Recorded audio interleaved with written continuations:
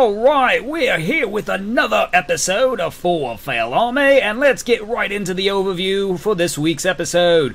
Firstly, we're going to be talking about the PS5 tech demo. We know you saw it, we all saw it, it had to be hard to miss it. It looks great. We're going to talk about the real-time demo running on the PS5 from, Unreal, that's right, the Unreal 5 engine on PS5. Isn't that funny? Also, we're going to be talking about Marvel's IronMan VR, which is back in the mix. That's right, the PSVR exclusive is going to release sometime soon. Well, we have the date. Let's see what it has. Also, we're going to be talking about Pixel Ripped 1995, the launch that happened on PSVR. There's a lot of stuff happening on PSVR, and of course that leads right into Buget Cuts and its unfortunate delay on the PSVR. Ooh, les boo, les boo.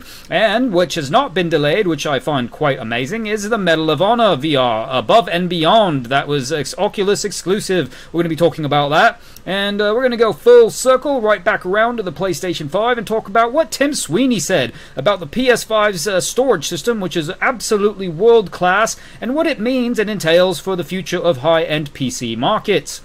And then, while we're still on the VR kick, we're going to be talking about the VR Exoskeleton, which offers affordable leg tracking and haptic feedback for all you lovers of that locomotion-style gaming. That's right, FoFA Army is in full effect, and we're going to be starting here any second. Just cue that music, funky white guy.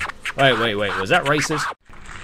Hi, welcome to another episode of FoFA Army. I am your loving host, the man in the iron makeup, Elliot Rad Rogers. Yeah, hey, how's it going? Hi. Okay, whoa, okay, alright, anyway. So we're gonna just get right on with things, and of course, at the top of our list, we're talking about the PlayStation 5 tech demo. Yay! Now, in case you haven't seen this yet, I don't know why you're intentionally running from it, other than being just a straight-off Xbox fanboy and denying all, everything that's basically being said about it. But if you're a true gamer, like me, like us here at FoFA Army, then you will love all systems, just as we do. So while we're not taking any side one majorly over the other, we're just very excited and happy to have these things coming our way here in the very immediate future, and by that I mean by end of the year. So we're talking about the Unreal 5 tech demo running on the PS5 as it was running real time directly from the back of the PlayStation 5's HDMI port, not display port, which don't know if that's good or bad. And it was called, I want to say, Lumen in the Land of Nanite. And the reason why they called this was because they were specifically calling out one of the new features, which was the Lumen system, or Lumen and Nanite system, for the dynamic lighting system. And of course, the second was most obviously to, create much better detail. And it was amazing in detail, it was glorious, it was awesome. Now, if you haven't seen the demo yet, I don't know what's taking you so long, but definitely check it out. I mean, this is comparable to like Marvel movie CG, like Endgame type stuff here, and this is running real time on next gen console. So if you remember growing up like me, watching your first Pixar movie, or even as of late, as in the last 10 years or so, and being like, I can't wait for games, non-cinematic or vignettes to look like this, we've actually got there, people. This is amazing. This is, truly next generation. Now, basically, Microsoft showed off also a number of I guess you could say trailers running on Xbox Series X that were not really tech demos. They were just sort of trailers, actual trailers, and some were actual real games, but heavily edited, and it couldn't really provide lots of weight or insight as to what's going on. And more importantly, no one, including Microsoft, has been, mentioning how things would be stacking up to the SSD internally for Xbox, and we're going to touch more on that later when we, you'll see in our next news briefing or article here on this same episode. But basically, I'm honestly beside myself with what I have to say, because it's so exciting to see something like this that's about to be, in our hands, very playable very soon.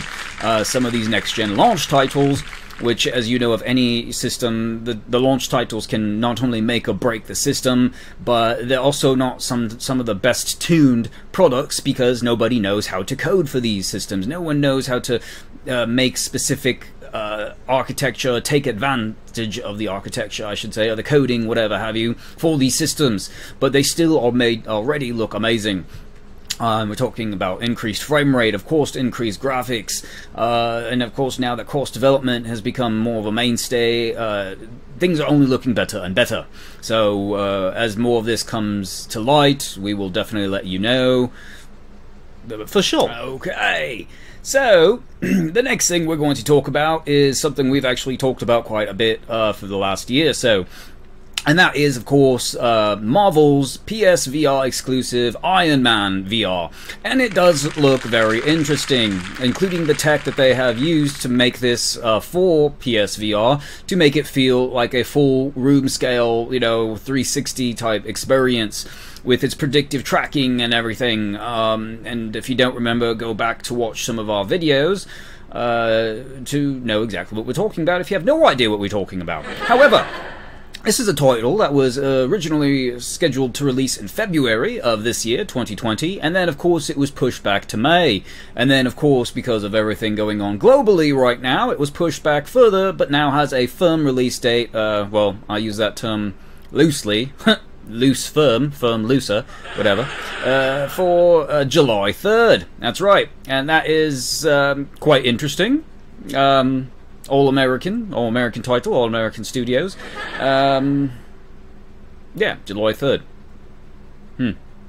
I'm sure they probably wanted July 4th, but because yeah, anyway, it's just a hunch. I have nothing to substantiate, corroborate, or prove that. It's just my internal clockwork's missing a few cogs, screws, and the rat on the wheel. Anyway, look, this is really interesting. It follows Ghost. If you know the Ghost character in the Marvel Universe, I believe it was the main frenemy in Ant-Man and Wasp.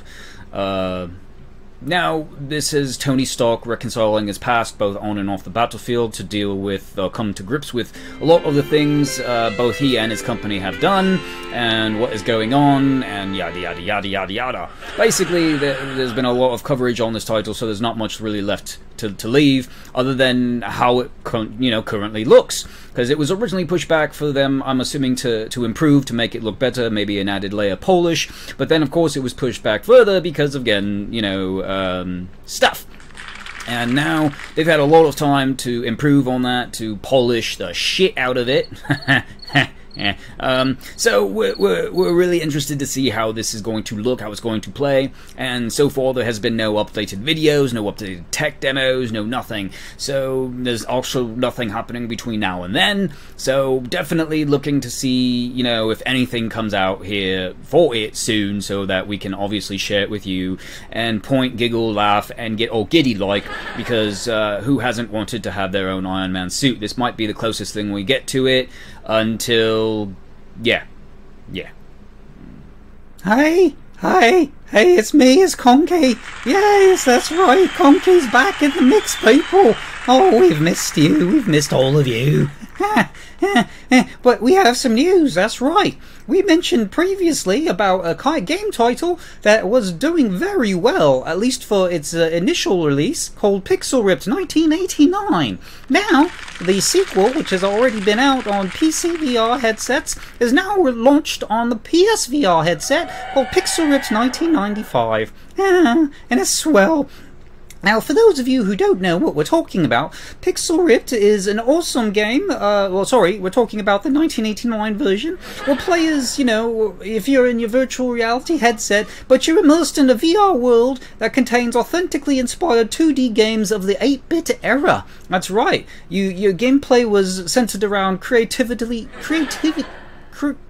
was centered around progressively crossing the boundaries of your 3D world, as in your 2D world, and mostly basically not getting in trouble to play your video games, which is what I had a lot of time doing growing up.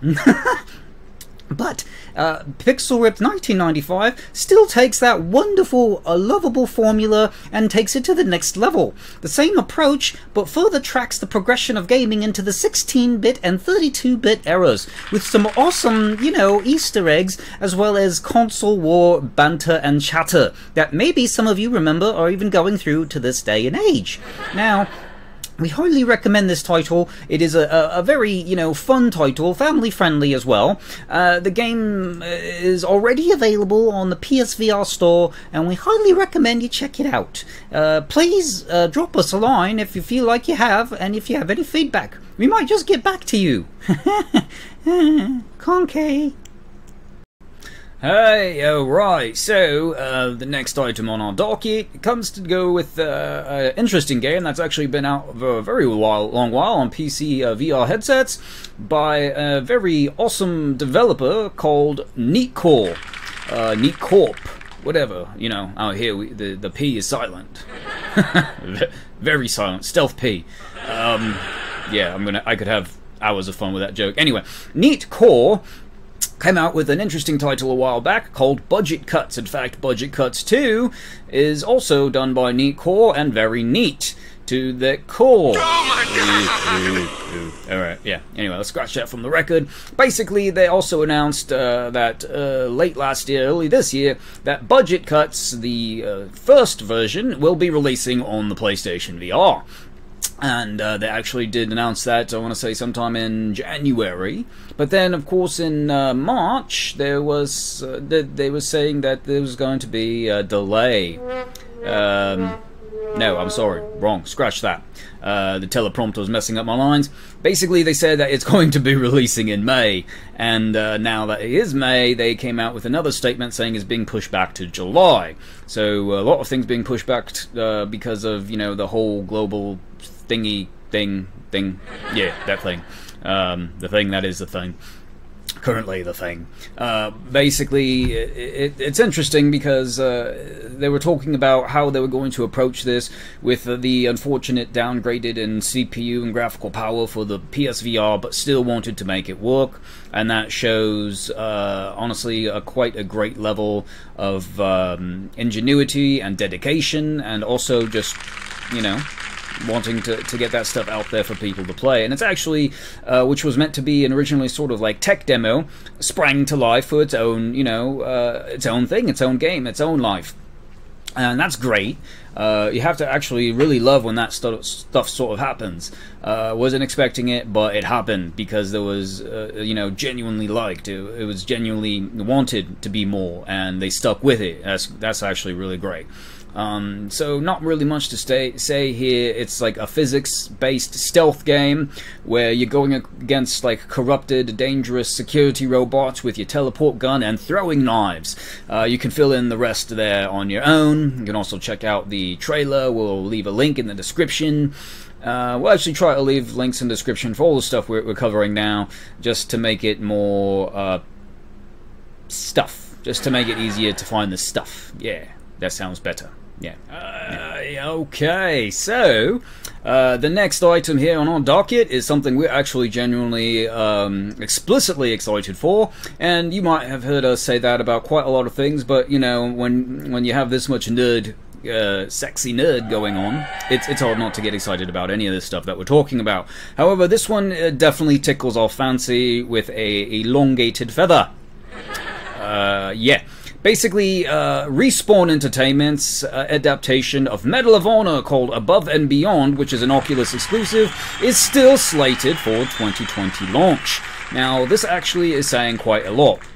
Now, for those of you who don't remember, Medal of Honor was actually initially slated or expected to launch 2019. However, by the time the game was formally revealed in September of 2019, the expected release date was sort of shifted to 2020 before the whole global thingy thing started, which we are now in the middle of, or ending, depending on where, yeah, anyway.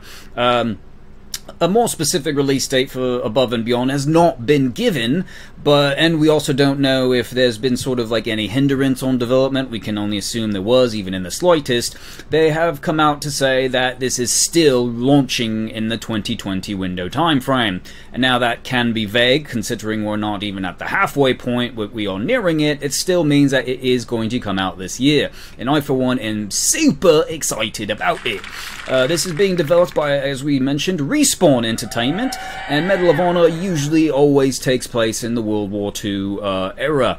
And they've always done a great job. Don't get me wrong. I know a lot of the most recent games prior to this got bad reviews, but you also had to remember what they were going up against and who by then left the teams, the development teams, that originally started this great franchise.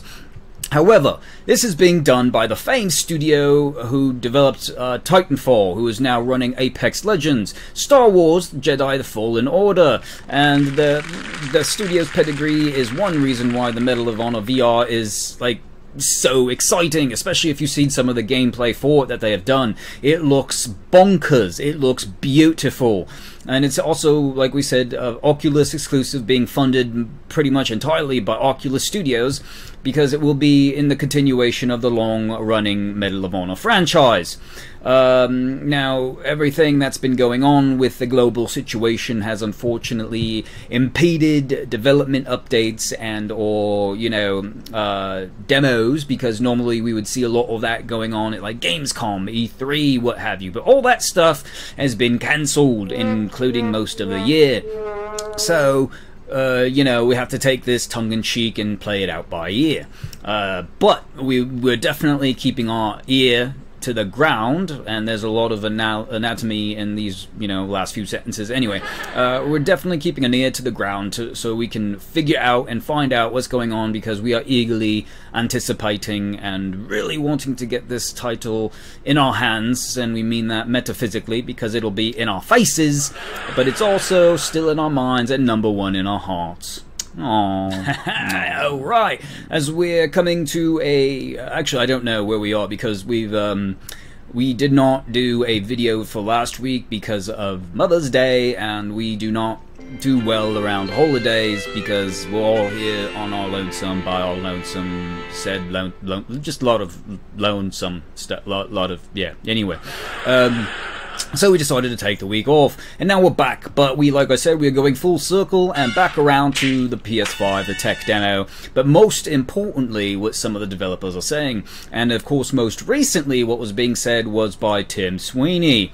Epic Games co-founder, Tim Sweeney, gave high praise, and we do mean high praise, to the PlayStation 5's storage system, the internal SSD, following the reveal of the Unreal 5 engine and said tech demo that we just talked about. And now, according to the Epic demo, designed to highlight the new features that we already aforementioned for the next-gen consoles, that was captured in real time. Tim Sweeney appeared on Jeff Knightley's Summer of Gaming stream to discuss a lot of things. Now, what he can be quoted as saying was, and I'm quoting, that Sony's storage system is absolutely world-class. Not only best in class in console, but at best on any platform currently. Better than a high-end PC. Now, that's a lot coming from this guy. This is going to enable types of immersion that we've only dreamed about in the past. That's a lot of praise, especially if it was unsolicited, which we're pretty sure it was. He goes on to say that the world of loading screens is over, and the days of pop-up and geometry popping, as you know, especially in like GTA, the Spider-Man game, that you're going through in these environments are now ending. Loading screens will now be shorter and possibly a thing of the past in certain areas that may not be the entire booting of the game. He also continues saying, as a result of the effect, the ability to build games that are fully immersive from start to finish over hundreds of hours of gameplay, if that's your thing. So that's pretty well said. That's pretty impressive coming from someone so high in the industry that obviously has no direct dedication or loyalty to one console, one brand. Unreal has always run better on high-end PCs, or PCs in general, so this coming from someone who develops architecture for them is actually saying a lot. Obviously, there could be huge benefits for Sony and the PSVR, plans on PS5 when and if that does come to light. And we know that the current PSVR will be backwards compatible on the PS5. So there's also mention that Sony is prototyping a new headset, and with them saying that the tech demo and the new engine will be full VR compatible, that just makes me so friggin' giddy. I mean, absolutely giddy. I really want to know more. So we're definitely going to be looking at all of that in general, because now that also means we need to update our rig. We need to put some of those bottle caps away and start selling blood plasma to make up for this obviously high offset and future debt that I will be enamored in for getting all this cool stuff to play on. And I'm sure I'm not the only one in that. But if you've seen this stuff and if you're excited as we are for all this stuff, you will not be able to contain yourself. Oh man, I'm already just like 2 drops of pee just came out. Okay, so one of the last things we want to talk to you about, at least from the conky side of things, is talking about the new VR locomotion development kit called Exoskeleton, which is in current Kickstarter campaign, although from what we hear, it's doing rather well. Basically, VR has come a long way, and we're still using things in terms of locomotion, like, teleporting, on-rails experience, and some of the other stuff. So that's a very big hurdle to overcome when you're trying to basically live and breathe in a video game world through virtual reality. Now, there's some very dedicated group of people, a community, that are trying to make that possible with a lot of different versions of locomotion in VR. We've heard of like the Rudder and a few others that have actually come from crowdsourced funding. There's a new one in the works called Exoskeleton. The Exoskeleton device from Mechatech Limited uses a combination of inside-out tracking, Bluetooth technology, and of course haptics for feedback, rumbling and to track your lower body movements and translate them into a VR experience. Instead of using the trackpad, your sticks, or teleportation, artificially sliding throughout the environment, this allows you to move in-game by physically running, jumping, crouching, sliding, and strafing across the floor. That's actually quite amazing, especially when you're throwing in haptics for the rumble feedback. The exoskeletal device also features technology capable of delivering detailed physical sensations, like taking damage, falling off the cliff, actual crouching and drag movements. Whether it's a bullet hitting your leg, or you feel the different terrain's conditions, maybe even wind and water, we don't know. The setup is, somewhat fairly painless, and it's already being used in the trailers for a multitude of games from Minecraft, Fallout, VR, yes, of course VR, Skyrim, Asgard's Wrath, Doom, Gorn, Google Earth, just to name a few, and it works with everything from Oculus Rift, Quest, Link, HTC Vive, Pro, Valve Index, and Pimax, and it's supposed to be working with the Quest and PlayStation VR support that might be integrated here sooner rather than later. Moving forward, the company also hopes to expand the modular system by incorporating additional exoskeleton devices for other parts of the body, and at the end goal being a full VR exoskeleton, which sounds amazing. The company has also been providing their own Unity software development kits for developers to access the raw data from both the sensors as well as the haptic feedback monitors. This is, of course, coming to you from Mechatech Limited, which is making great strides for the community as well as the industry to help us get that full immersion going in VR that we all want so much, including me, since I don't have legs. Aww.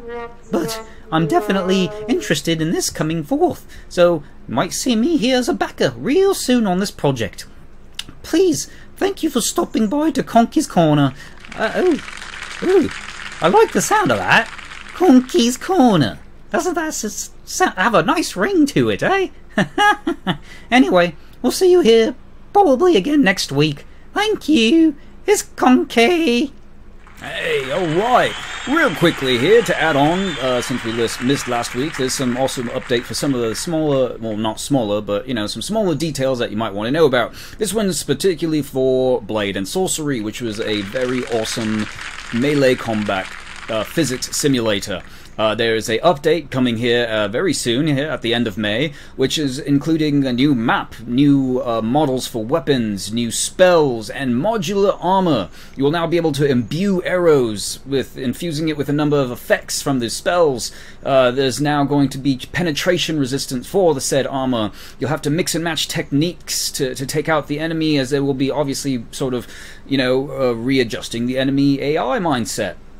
This is also coming around a new, like we said, location that I think is being called the Citadel, and this is great. I mean, this game is still very early access, but everything that can be said and or done about this game, if you haven't played it, I highly recommend you play it. It's a great guilty pleasure game, a great stress release game, and also it works you out, mate. I can't play it for like 15 minutes without working up a sweat. And trust me, we play a lot of games, especially in VR, but this one works you, baby. This one works you to your core, quite literally. Oh my god, so we're quite excited about that. We've been actually looking forward to this update when they were talking about the new spells a while back, ever since, like, I want to say February. But of course, with everything going on, everything is sort of being delayed. So definitely look forward to that. Definitely make sure you have your stuff ready to update, because you will want to get in on this the second it drops live. Promise you, we do promise you on that. Hey, alright, so another little juicy tidbit that popped up on our radar comes wise of Wolf and Wood Entertainment, Wolf and Wood Interactive. They are best known for creating Chair in a Room Greenwater in 2016 and, what was it, The Exorcist Legion VR in 2017. Now, this is a awesome game called HotelRR, which we covered in one of our previous videos.